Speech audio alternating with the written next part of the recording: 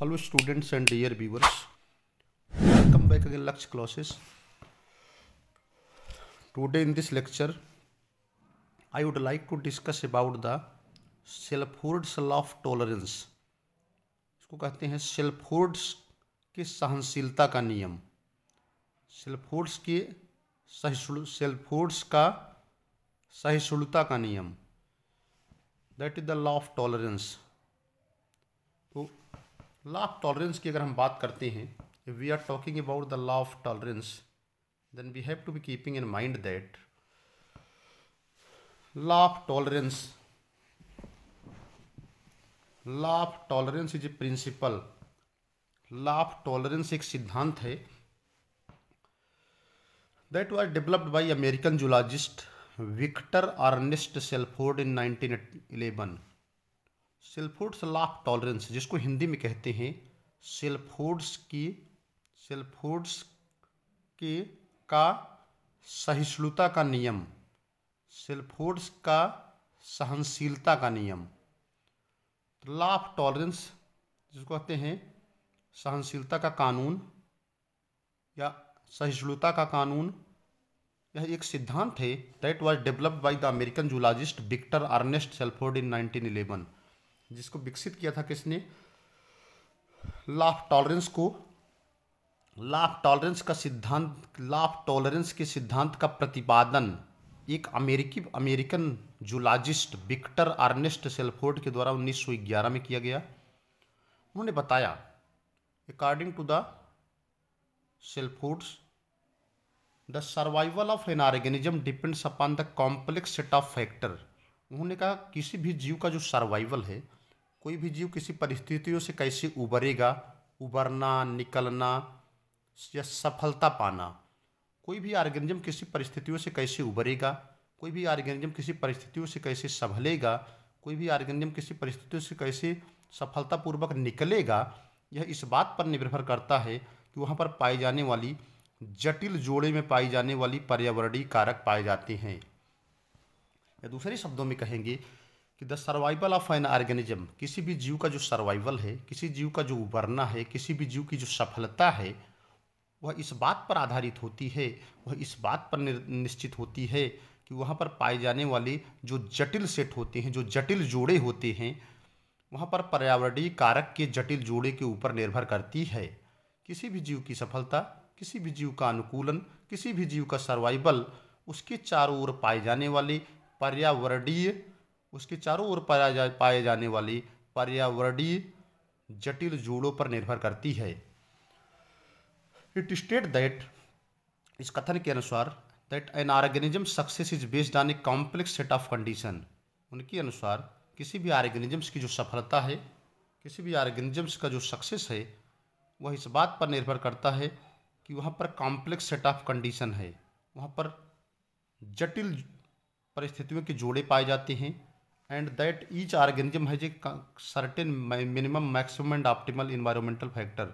और प्रत्येक ऑर्गेनिज्म के पास न्यूनतम, अधिकतम और इष्टतम, ऑप्टिमम माने होता है जो ना बहुत ज़्यादा हो ना बहुत कम हो, उसको इष्टतम कहते हैं, पर्यावरणीय कारक पाए जाते हैं. Are combination of factor that it determine the success, अथवा कारकों के जो है कम्बिनेशन पाए जाते हैं जो इस बात को डिटरमाइन करते हैं, जो इस बात को निर्धारित करते हैं कि ऑर्गेनिज्म की सफलता, जो ऑर्गेनिज्म की सफलता को निर्धारित करते हैं. According to the law of tolerance, law of tolerance के अनुसार population has optimum survival condition. किसी भी पॉपुलेशन की, किसी भी जनसंख्या की ऑप्टिमम सर्वाइवल कंडीशन कब होगी? With the critical minimum and maximum threshold. According to the law of tolerance, law of tolerance के अनुसार पॉपुलेशन है ऑप्टिमम सर्वाइवल कंडीशन. कोई भी पॉपुलेशन जो होती है ऑप्टिमम सर्वाइवल कंडीशन में, किसी भी पॉपुलेशन के लिए या किसी भी पॉपुलेशन के पास ऑप्टिमम सर्वाइवल कंडीशन पाई जाती है with in the critical minimum and maximum threshold. With in माने में, जहाँ पर जटिल न्यूनतम और अधिकतम थ्रेशोल्ड का मतलब होता है वह थ्रेशोल्ड इज द थ्रेशोल्ड का मतलब होता है जिस पर कोई भी ऑर्गेनिज्म न्यूनतम सफलता पा सकता है, वह न्यूनतम कारक कारक जिस पर कोई भी ऑर्गेनिज्म सक्सेस हो सकता है, that is known as threshold. तो लॉ ऑफ टॉलरेंस के अनुसार किसी भी पॉपुलेशन के पास ऑप्टिमम सर्वाइवल कंडीशन पाई जाती है, ऑप्टिमम सर्वाइवल कंडीशंस पाई जाती है जिसके अंदर क्रिटिकल मिनिमम और मैक्सिमम थ्रेशोल्ड्स जो होते हैं वो पाए जाते हैं। As population is expose to the extreme of a particular limiting factor, जैसे ही पॉपुलेशन का सामना जो होता है, जैसे मान लीजिए कोई जनसंख्या है, एक्सपोज माने सामना करना, जैसे ही कोई जनसंख्या किसी अति खास करके लिमिटिंग फैक्टर का सामना करती है, मान लीजिए कोई जनसंख्या है, बहुत सारे ऑर्गेनिज्म रह रहे हैं, उनको एक एक्सट्रीम माने अति, एक्सपोज माने सामना करना, कोई भी पॉपुलेशन जैसे ही किसी एक खास या अति निश्चित लिमिटिंग फैक्टर या निर्धारित कारक का सामना करती है तो उसका जो रेट ऑफ सर्वाइवल वैल्यू है वो ड्रॉप हो जाता है, नीचे आ जाता है। कुल मिला के इसको हिंदी में ऐसे समझिए, किसी भी पॉपुलेशन को जब किसी भी एक लिमिटिंग फैक्टर माने निर्धारित करने वाले कारक, जैसे बहुत सारी चीज़ें हैं, भोजन है, ऑक्सीजन है, सब कुछ उपलब्ध करा दी जाए, लेकिन कोई एक ऐसा लिमिटिंग फैक्टर हो, अगर उसको नहीं मिलेगा तो वहाँ की जो जनसंख्या है वो सर्वाइव नहीं करेगी या उसका जो ग्रोथ है वो रुक जाएगी।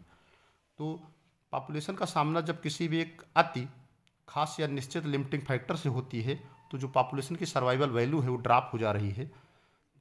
The distribution of species in response to the limiting factor, इस तरह से जो डिस्ट्रीब्यूशन ऑफ स्पीशीज है, प्रजातियों का जो वितरण होता है in response to a limiting factor, it is very clear that किसी भी प्रजाति का जो डिस्ट्रीब्यूशन है वह लिमिटिंग फैक्टर के रिस्पॉन्स में ही वितरित होता है, या दूसरे शब्दों में कहेंगे कि distribution of species in response to a limiting factor, यानी जो प्रजातियों का जो वितरण है किसके रिस्पांस में होता है, लिमिटिंग फैक्टर के रिस्पांस में होता है। प्रजातियां कितने वितरित होती, कहाँ पाई जाएंगी, कितना सर्वाइव करेंगी, यह इस बात पर निर्धारित होता है कि वहाँ पर कौन से लिमिटिंग फैक्टर पाए जाते हैं।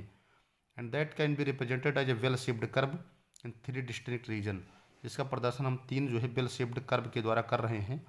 एक तो हम इसमें बताएंगे कि ऑप्टिमल जोन में ऑर्गेनिज्म कितना सर्वाइव करते हैं, जोन ऑफ स्ट्रेस में कितना करते हैं, पहला है ऑप्टिमल जोन, दूसरा है ऑप्टिमल जोन, दूसरा है जोन ऑफ स्ट्रेस, तीसरा है जोन ऑफ इंटॉलरेंस।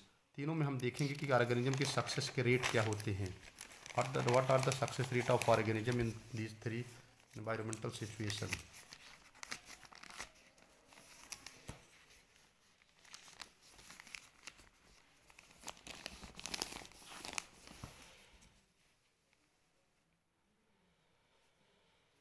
जैसे फर्स्ट है, देखिए यहाँ पर ग्राफ बनाया गया है, एक तो ये देखिए एरो लगा हुआ है, इस साइड है ऑर्गेनिज्म पॉपुलेशन है, ये ऊपर का ओर ये जो एरो है ऑर्गेनिज्म पॉपुलेशन है, नीचे है एनवायरमेंटल ग्रेडियंट्स हैं।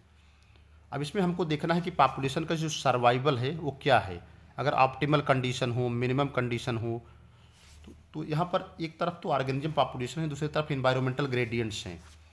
तो इसमें क्या है, 3 है, एक तो ऑप्टिमल टॉलरेंस रेंज है, दूसरा है फ्यू ऑर्गेनिज्म प्रेजेंट, सेकंड है, अब एक तो ये है कि जो थर्ड है ऑर्गेनिज्म इसमें एब्सेंट ही है। यही चीज़ तीनों इस साइड भी है, तीनों इस साइड भी है। तो क्वेश्चन है कि कहाँ पर ऑर्गेनिज्म ज़्यादा सर्वाइव करेंगे, कहाँ ऑर्गेनिज्म कम सर्वाइव करेंगे। देखिए ये कर्व जा रहा है, यहाँ से धीरे धीरे उठ रहा है, यहाँ पर सबसे ज़्यादा ऑर्गेनिज्म सर्वाइव कर रहे हैं, फिर डिक्लाइन कर रहे हैं, और यहाँ पर सबसे कम है। तो सबसे पहली बात तो यहाँ पर पहला रीजन क्या है, ऑर्गेनिज्म एब्सेंट है। ठीक है, ऑर्गेनिज्म एब्सेंट क्यों है, क्योंकि ये क्या है, ऑर्गेनिज्म क्यों एब्सेंट है, इसके कारण है यहाँ पर 3 जोन है। एक तो ऑप्टिमम टॉलरेंस जोन है जो सेंट्रल में जा रहा है, यहाँ पर सबसे ज़्यादा ऑर्गेनिज्म सर्वाइव करेंगे। दूसरा है zone of stress, zone of stress है जहाँ फ्यू ऑर्गेनिज्म सर्वाइव करेंगे, और थर्ड है जोन ऑफ इनटॉलरेंस। तो आप देखेंगे ऑर्गेनिज्म एब्सेंट हो रहे हैं, यहाँ पर कोई भी ऑर्गेनिज्म सर्वाइव नहीं कर पा रहा है। तो कोई भी ऑर्गेनिज्म सर्वाइव क्यों नहीं कर पा रहा है, क्योंकि ये जोन ऑफ इनटॉलरेंस है, outer most region in which organism can not survive. तो ये थर्ड है जोन ऑफ इनटॉलरेंस। तो जोन ऑफ इनटॉलरेंस जो है, जिसको ऑर्गेनिज्म सह नहीं पा रहे हैं, उनकी सहनशीलता जवाब दी जा रही है, यहाँ पर जितने भी ऑर्गेनिज्म हैं वो एब्सेंट हो जा रहे हैं थर्ड वाले में। थर्ड है, इधर भी ये थर्ड होगा, ये सेकंड होगा, ये बीच में फर्स्ट होगा। और सेकंड है जोन ऑफ स्ट्रेस। तो जोन ऑफ स्ट्रेस में देखिए ये लाइन है धीरे धीरे ऊपर जा रही है ना, तो लाइन ऊपर जा रही है, इसका मतलब है कुछ ऑर्गेनिज्म सर्वाइव कर रहे हैं, फ्यू ऑर्गेनिज्म प्रेजेंट। तो फ्यू ऑर्गेनिज्म प्रेजेंट है, क्यों? क्योंकि ये जोन ऑफ स्ट्रेस है। Zone of stress is the region flanking the optimal zone, जो ऑप्टिमम जोन के जस्ट बगल है, नीचे है। Here organism can survive with the reduced reproductive success. यहाँ पर ऑर्गेनिज्म सर्वाइव तो करते हैं क्योंकि उनका जो रिप्रोडक्टिव रेट है वो कम है। और बीच में है ऑप्टिमल जोन। ऑप्टिमल जोन में maximum organism, that is the central portion of the curve, which has a condition that favour maximum reproductive success. यहाँ पर मैक्सिमम रिप्रोडक्टिव सक्सेस है, वो ऑप्टिमल टॉलरेंस रेंज है। तो कुल मिलाकर के जो बीच का रेंज है, जहाँ पर ऑप्टिमम टॉलरेंस रेंज है, ऑप्टिमल माने होता है जन बहुत, न बहुत ज़्यादा न बहुत कम, टॉलरेंस माने सहनशीलता, रेंज माने दायरा। तो जहाँ पर इनको ऑप्टिमल मिल रहा है वहाँ ऑर्गेनिज्म ज़्यादा सक्सेस कर रहे हैं, क्योंकि यहाँ रिप्रोडक्शन रेट जो है ज़्यादा है, रिप्रोडक्टिव सक्सेस सर्वाइबिलिटी यहाँ ज़्यादा है। तो हम तीन जोन के आधार पर डिसाइड करते हैं कि ऑर्गेनिज्म सक्सेस हो रहे हैं कि नहीं हो रहे हैं। पहला है जोन ऑफ इनटॉलरेंस। यहाँ पर ऑर्गेनिज्म बिल्कुल सक्सेस नहीं हो पा रहे हैं। It is the outer most region in which organism can not survive, represent the extreme of a limiting factor. दूसरा है zone of stress. This is the region flanking the optimal zone where organism can survive with reduced reproductive success. तो यहाँ few organism present है। और बीच में है central portion of the curve which has a condition that favour maximum reproductive success, that is the survivability. तो optimal में सबसे ज़्यादा सक्सेस हो रहे हैं, जोन ऑफ स्ट्रेस में जो है कुछ सक्सेस हो रहे हैं, इंटॉलरेंस में जो है ऑर्गेनिज्म एब्सेंट हो रहे हैं। इसको और देखते हैं, नीचे देखिए, यहाँ पर इसको एक्सप्लेन कर दिया गया है। पहला जोन है ऑप्टिमल जोन, जो मैंने बताया ऑप्टिमल जोन फर्स्ट है, ये देखिए फर्स्ट वाला ऑप्टिमल जोन, हालांकि बीच वाला है, यहाँ जोन ऑफ इंटॉलरेंस सबसे किनारे है। ऑप्टिमल जोन है, इसको कहते हैं central portion of the curve. देखिए central portion of the curve है, which has a condition that favour maximum reproductive success. ठीक है, तो सेंट्रल पहला है ऑप्टिमल जोन, ये बीच में ऑप्टिमल जोन है, फर्स्ट पॉइंट यहाँ लिखा गया है। देखिए फर्स्ट पॉइंट डाला गया है, optimal zone that is the first point, central portion of the curve which has condition that favour maximum reproductive success. यहाँ पर मैक्सिमम रिप्रोडक्टिव सक्सेस है, ऑर्गेनिज्म बहुत ज़्यादा सर्वाइव कर रहे हैं, तो इसका कहते हैं central portion of the curve. ये सबसे ज़्यादा ऑर्गेनिज्म इसी ऑप्टिमम में सब सर्वाइव कर रहे हैं। ऑप्टिमल जोन जो है सबसे बेटर जोन है, यहाँ पर organism more and more success हो रहे हैं, इसीलिए ग्राफ बहुत तेज़ी से ऊपर जा रहा है, बेल शेप्ड बन रहा है। इसको central portion of the curve भी कहते हैं, that favour the maximum reproductive success survivability. अगला है zone of stress. Zone of stress is the region flanking the optimal zone, या ऑप्टिमम जोन के को घेरा हुआ है। Organism can survive with reduced reproductive success. यहाँ पर ऑर्गेनिज्म जो होता है दूसरे में few organism present. Few organism क्यों प्रेजेंट हैं? क्योंकि यहाँ पर रिड्यूस्ड रिप्रोडक्टिव सक्सेस है, ये जोन ऑफ स्ट्रेस का है। और लास्ट में तीनों जोन जो रेड कलर के अंदर हैं, रेड कलर के अंदर, ठीक है, यहाँ पर क्या है? जोन ऑफ इनटॉलरेंस है।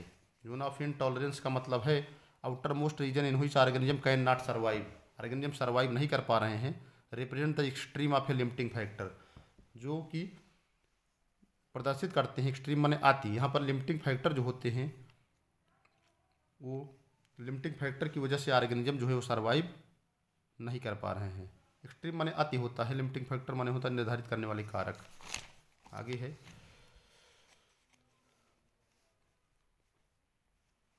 According to the Shelford law of tolerance there are upper and lower threshold value. Shelford law of tolerance के अनुसार अपर और लोअर जो होती है थ्रेशोल्ड वैल्यू होती है। थ्रेशोल्ड का वैल्यू का मतलब होता है न्यूनतम और मैक्सिमम फैक्टर्स जिसके कारण कोई भी ऑर्गेनिज्म सर्वाइव करता है, that is known as threshold value. तो कह रहे हैं अपर और लोअर जो है थ्रेशोल्ड वैल्यू होती है on the gradient beyond which the species can not survive.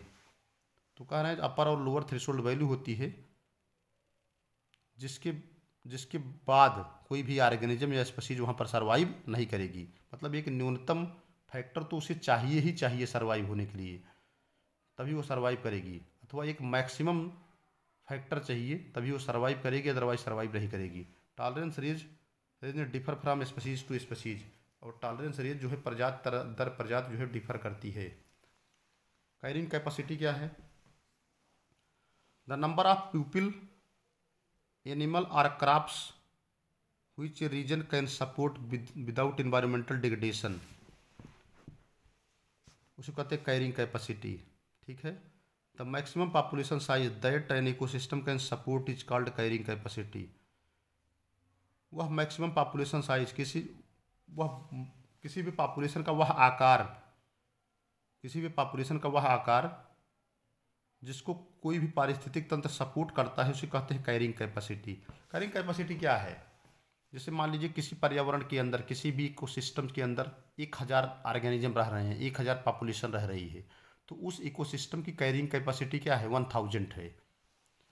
तो ये थोड़ा हैबिटाट से अलग होता है। हैबिटाट माने वासस्थल होता है। जैसे कोई हैबिटाट है, कोई वासस्थल है, वहाँ पर मैक्सिमम नंबर ऑफ इंडिविजुअल रह रहे हैं। ठीक है, तो मैक्सिमम नंबर ऑफ इंडिविजुअल को सपोर्ट कर रहा है, यानी सर्वाइव कर रहे हैं। लेकिन मैक्सिमम नंबर ऑफ इंडिविजुअल्स को सपोर्ट या सर्वाइव तभी करेंगे विदाउट एनी एनवायरमेंटल डिग्रेडेशन, जब वहाँ पर कोई पर्यावरणीय क्षरण ना हो, वहाँ पर कोई एनवायरमेंटल डिग्रेडेशन ना हो, पर्यावरण का कहीं कोई नष्ट ना हो, पर्यावरण का कोई विनाश ना हो। That is known as carrying capacity. यहाँ पर भी शार्ट नोट आते हैं। तो कैरिंग कैपेसिटी क्या है? Carrying capacity is the number of the population that is living in any kind of ecosystem, the maximum number of population that is found in any particular ecosystem, that is known as carrying capacity without any environmental degradation। तो habitat हो गया, किसी भी habitat में जितने भी maximum number of individual होते हैं, तो किसी भी वासस्थल के अंदर जितने भी मैक्सिमम नंबर ऑफ इंडिविजुअल निवास करते हैं उनको सपोर्ट करती है, और वहाँ पर maximum number of individual survive करेंगे। लेकिन कब सर्वाइव करेंगे? जब किसी भी एनवायरनमेंट में कोई डिग्रेडेशन ना हो। इसी कहते हैं कैरिंग कैपेसिटी।